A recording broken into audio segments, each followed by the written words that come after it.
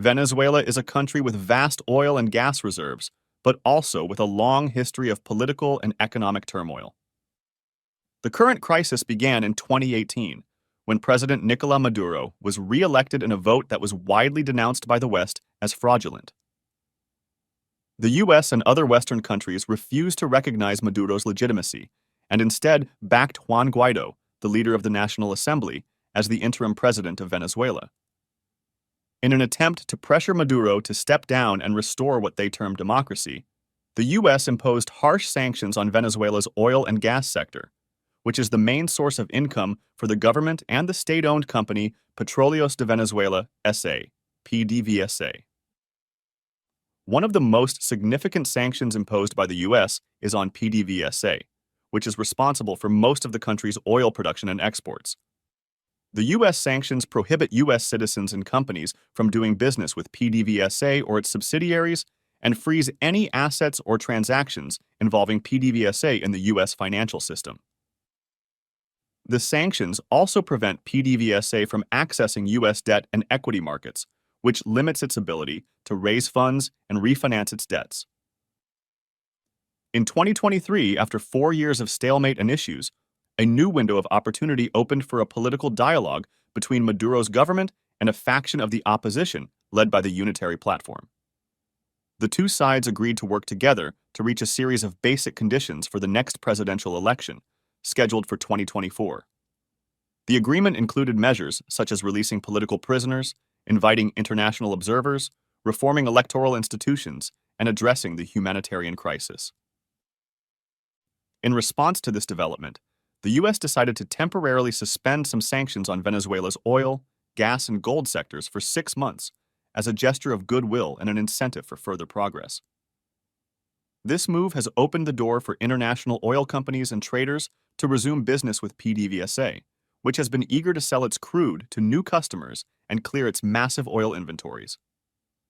According to Bloomberg, PDVSA has sold crude since the sanctions relief, mostly to European and Asian buyers. However, not all countries complied with the U.S. sanctions. China, a longtime ally and creditor of Venezuela, continued to buy Venezuelan oil through various intermediaries and swap deals during sanctions, and after these sanctions were suspended, China has decided to buy 1 million barrels of oil from Venezuela. As it is an opportunity for China's independent refiners, also called teapots, who were especially keen on acquiring Venezuelan crude, which is suitable for making asphalt and fuel oil. These refiners also enjoyed lower prices and higher discounts for Venezuelan oil compared to other grades.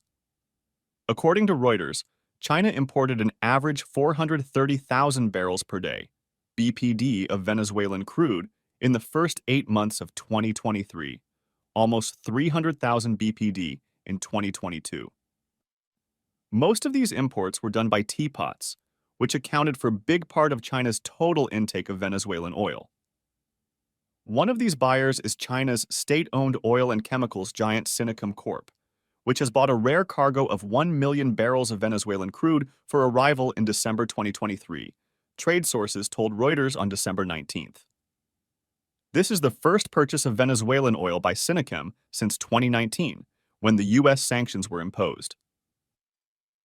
Sinochem bought the cargo from PDVSA at a discount of around $11 per barrel to Brent crude, which is lower than the average discount of $10.12 per barrel that they were getting before the sanctions relief. The cargo consists of Mary crude, a heavy blend that is popular among Chinese refiners. The purchase by Sinochem signals that China's state-owned firms are looking to take advantage of the eased sanctions and acquire cheaper crudes from Venezuela without fear of secondary sanctions.